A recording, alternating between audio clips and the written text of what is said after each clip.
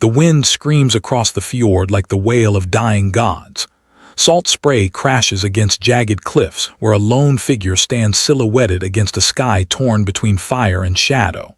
His cloak whips violently in the gale, the fur collar matted with sea water and old blood.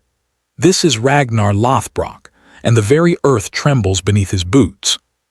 But he was not always feared. He was not always the name whispered in terror across every coast from Lindisfarne to Constantinople. Once, he was just a boy with nothing but rage in his belly and the cold North Sea in his veins.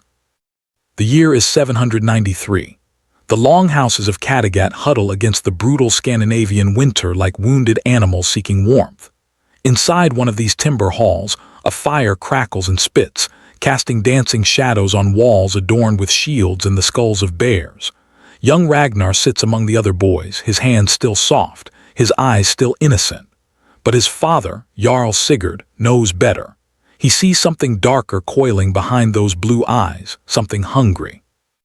A wolf does not concern itself with the opinion of sheep, Sigurd growls, his voice like grinding stones. He slams his axe into the table and the sound echoes like thunder. But you, boy, you are not yet a wolf. You are barely a pup. The humiliation burns hotter than the hearth fire. The other boys laugh, their mockery sharp as broken glass. But Ragnar does not cry. He does not even blink. He simply stares at his father with an intensity that makes the old Jarl shift uncomfortably. In that moment, something breaks inside the boy, or perhaps something awakens.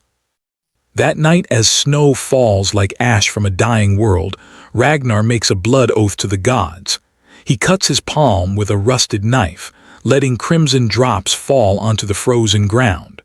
"I will be more than a wolf," he whispers to the howling darkness. "I will be the winter itself." 3 years pass. Ragnar is 15 when the raiders come, men from the rival clan of Jarl Haraldsson, seeking to expand their territory and crush any opposition. They arrive at dawn, when the world is still gray and half asleep, their longships cutting through the mist like the teeth of sea serpents. The attack is brutal, merciless, systematic. Ragnar watches from the shadows as his father falls, an axe buried deep in his skull. The sound, that wet, crunching, final sound, will haunt him forever. His mother's screams are cut short by a blade across her throat, and her blood paints the snow in patterns that look almost beautiful in the pale morning light. But Ragnar does not run. His hands shake as he grips his father's sword, too heavy for him, the leather grip slippery with gore. A raider spots him, grins with teeth filed to points and charges. The man is enormous, a mountain of muscle and scars and confidence. They underestimate the boy with the tear-streaked face. Ragnar moves like liquid shadow. He ducks beneath the raider's swing, feels the wind of the blade pass so close it cuts a few strands of his hair. Then he drives his father's sword upward, using the man's own momentum against him. The blade enters beneath the ribs, angling up toward the heart. The raider's eyes widen in shock, then glaze over. He falls like a toppled oak. The battlefield goes silent. Both sides stare at the boy standing over a corpse twice his size, covered in blood that is not his own. In that moment, Ragnar Lothbrok is born. The boy who was humiliated is dead, burned away like morning frost beneath the sun. A leader is nothing without warriors who would follow him into the teeth of death itself. Ragnar understood this truth carved into his bones. First came Bjorn the bear, a giant of a man with a laugh that could shatter ice and fists that could crush skulls like eggs. They met in a tavern brawl over a woman neither of them would remember the next morning. Bjorn broke 3 of Ragnar's ribs. Ragnar broke Bjorn's nose and 2 fingers. By dawn, they were blood brothers, their friendship forged in violence and sealed with ale and laughter. "You fight like you have nothing to lose," Bjorn said, spitting blood and grinning. "I like that. It means you're dangerous." Then there was Floki, the shipbuilder, mad, brilliant, touched by the gods themselves. His fingers could coax masterpieces from raw timber. His mind could navigate paths across the whale road that no one else could see. But he was also prone to fits of religious ecstasy, dancing among flames and speaking in tongues. Some said he could hear the whispers of Loki himself. "The gods have plans for you," Floki told Ragnar one night, his eyes reflecting firelight like a wild animal's. "I see you in the flames. I see you standing on the corpses of kings." And finally, there was Lagertha, the shield maiden whose beauty was matched only by her ferocity. She could wield a blade with the grace of a dancer and the precision of death itself. Ragnar first saw her on the battlefield, her armor dented and blood-splattered, her blonde hair matted with gore, and he fell in love with the violence in her eyes before he ever saw her smile. "I will stand beside you," she told him after their first night together, her body warm against his in the darkness. "But never behind you. Remember that, or I'll put an axe in your back myself." Together, they were unstoppable. They raided the coasts of Northumbria, Francia, and beyond. Their longship cut through waves like the sword of a god, and their battle cries became the soundtrack to nightmares across Christendom. The turning point came at the Siege of Paris in 845. The Frankish capital was supposed to be impregnable, stone walls thick enough to withstand any assault, defenders numbering in the thousands, and the blessing of the Christian God himself. King Charles the Bald had sworn that no heathen would ever breach his gates. Ragnar proved him wrong in the most spectacular fashion imaginable. The siege lasted 40 days. 40 days of relentless assault, of battering rams that thundered like giants' footsteps, of flaming arrows that turned night into day, of screams and prayers and the constant, grinding machinery of war. The defenders were brave. They fought with the desperation of men who knew that surrender meant slavery or death.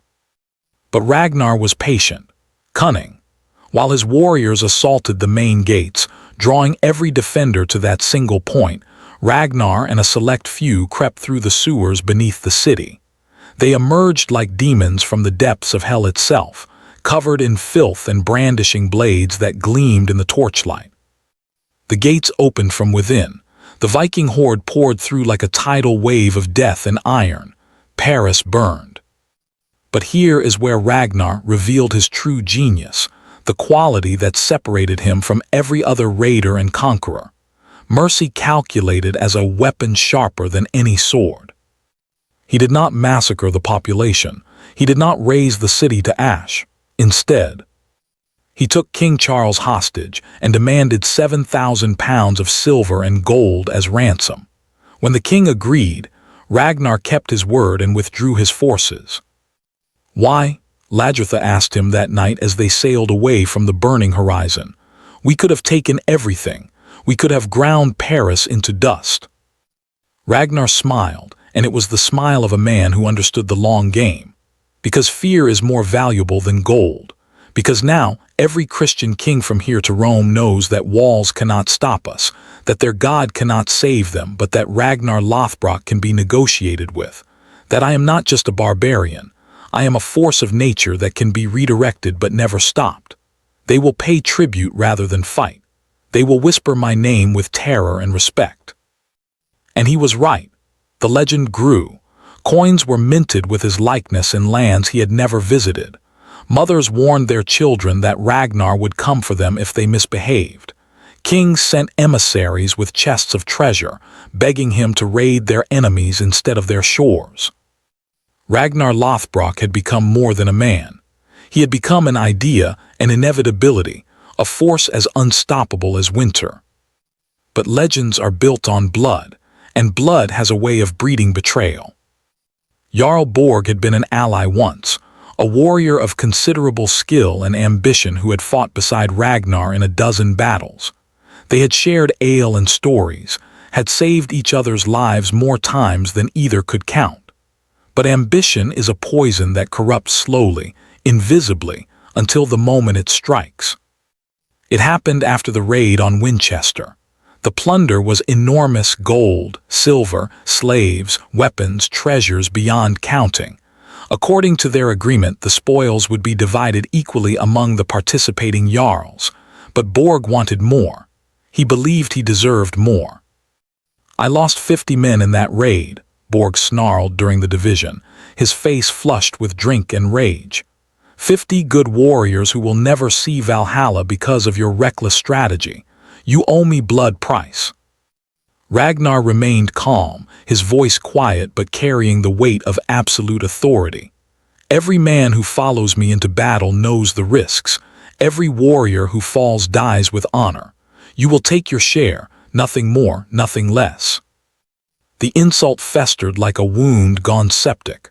2 months later, while Ragnar was away on another raid, Borg attacked Kattegat. He knew the settlement would be lightly defended, knew that Lagertha and the children would be there, knew exactly where to strike for maximum pain. The assault was savage. Homes burned. Innocents died. And when Ragnar returned to find his hall in ruins, his people scattered and terrified, something inside him broke that would never heal. Bjorn found him standing alone on the cliffs, staring out at the sea, his body so still he might have been carved from stone. "What will you do?" the big man asked quietly. Ragnar turned, and Bjorn actually flinched. The eyes that looked back at him were empty of mercy, void of anything resembling humanity. "I will show him what happens when you betray Ragnar Lothbrok. I will make an example that will be remembered for 1,000 years." They found Borg 3 weeks later, holed up in a fortress he believed impregnable. Ragnar's forces surrounded it, cutting off all supply lines, waiting with the patience of death itself. For 2 months, they starved him out. 2 months of watching the fortress slowly consume itself from within, of hearing the screams as men turned on each other, of smelling the smoke from fires where the desperate burned furniture just to stay warm. When the gates finally opened, it was not in surrender but in defeat. The survivors stumbled out like walking corpses, their eyes hollow, their bodies skeletal. And in the center of them all, Borg himself, once proud, once mighty, now reduced to a trembling wreck. "Please," he whispered as Ragnar's warriors seized him.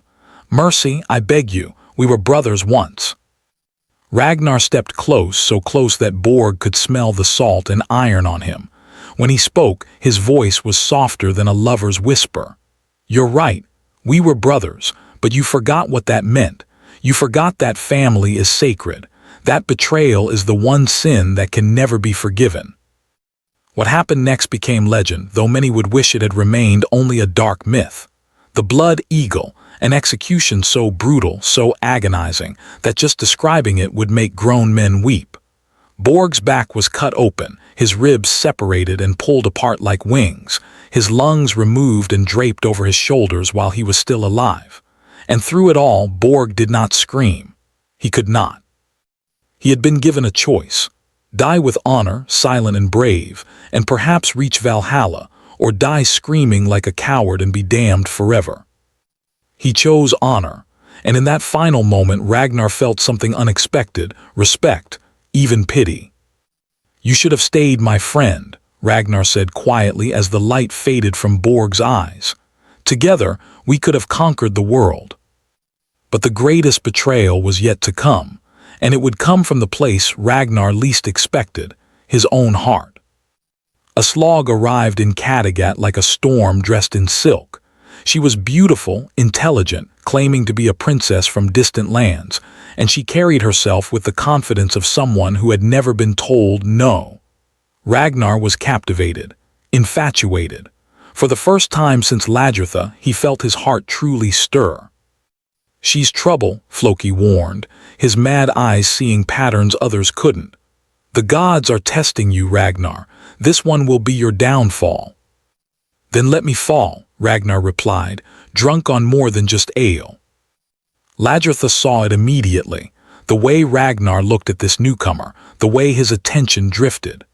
The shield maiden who had fought beside him, bled with him, built his legend with her own hands, was being replaced, not by a warrior, not by someone worthy, but by a pretty face with honeyed words.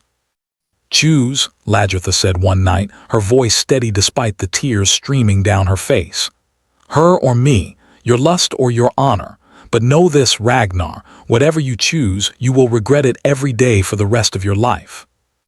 He chose a slog.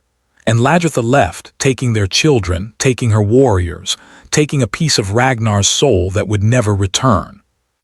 But here is the twist that no one saw coming, the truth that would only reveal itself years later.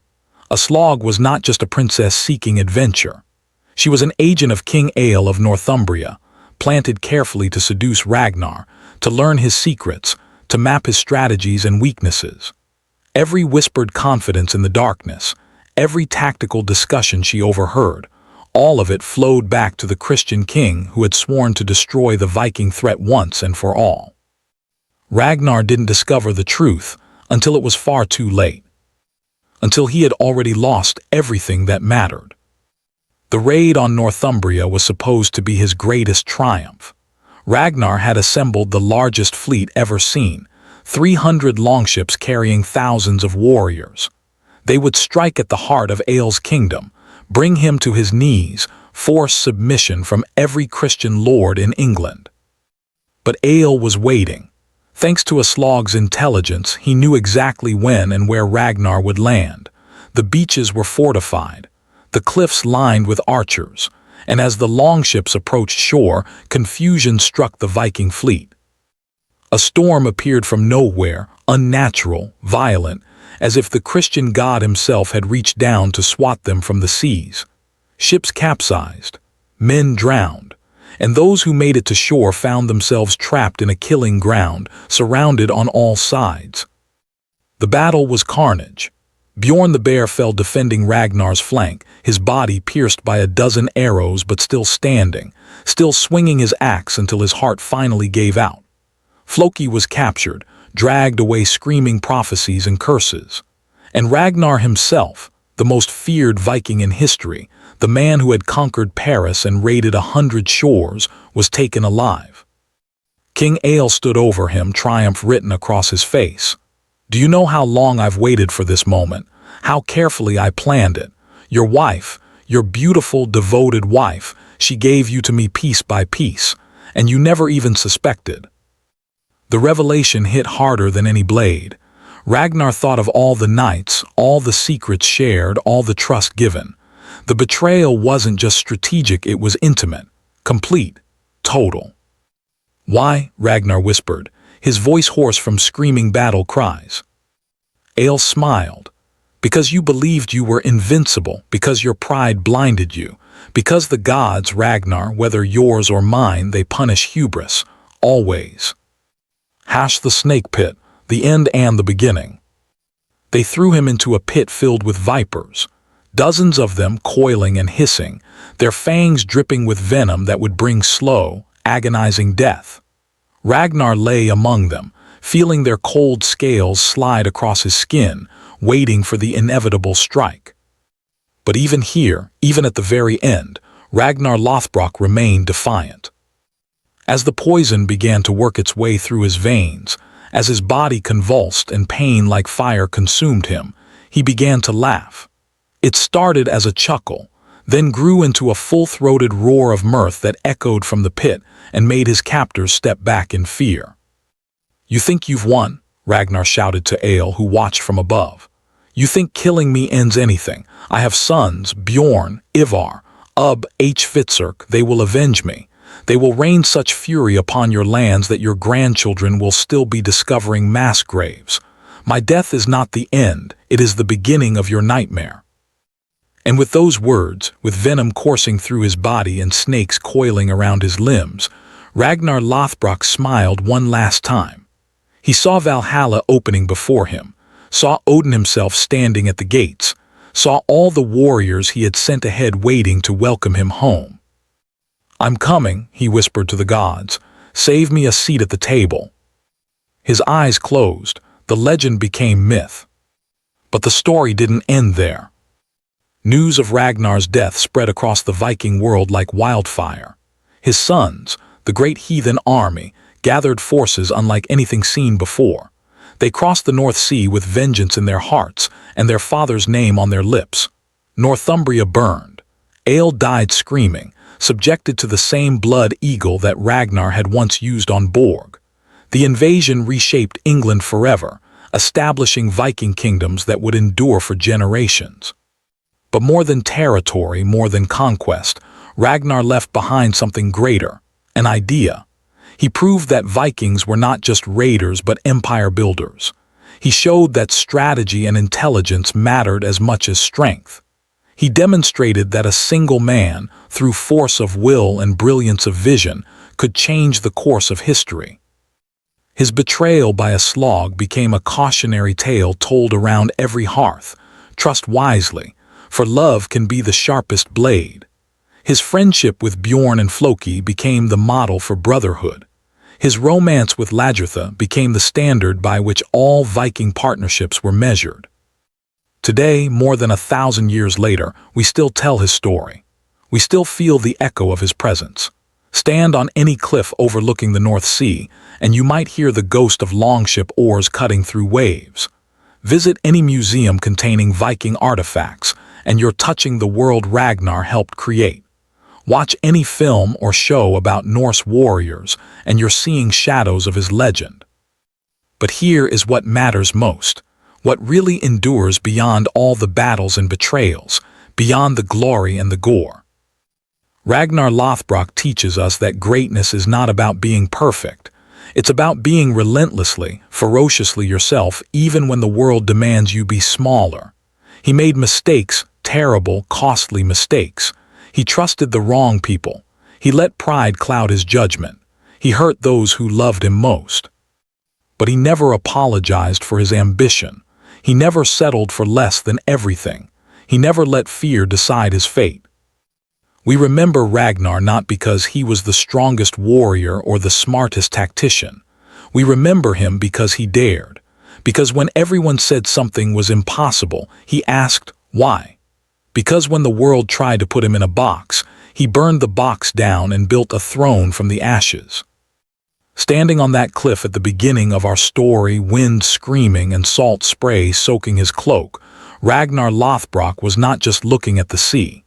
He was looking at infinity, at possibility, at every adventure yet to come and every shore yet to conquer. And somewhere in your heart you understand. Because that hunger, that refusal to settle, that need to leave a mark on the world that will outlast your bones, that's not Viking. That's not ancient history. That's human. That's eternal. That's why we still whisper his name in the darkness, why children still play at being warriors, why the legend refuses to die. Because Ragnar Lothbrok didn't just become the most feared Viking in history. He became immortal. And the truth that makes this story matter, the heart-touching final message that transcends time and culture, and the centuries between his world and ours. You don't need to be fearless to be legendary. You just need to be brave enough to act despite your fear, to love fiercely even when it might destroy you, to stand up when standing up means standing alone, to leave the world different than you found it, even if it costs you everything. The wind still screams across that fjord. The waves still crash against those cliffs. And if you listen closely on winter nights when the moon is dark and the stars are bright, you might hear it. The sound of longship oars cutting through water, the battle cry of warriors who refuse to be forgotten, the laugh of a man who conquered death itself by becoming a story that will never end.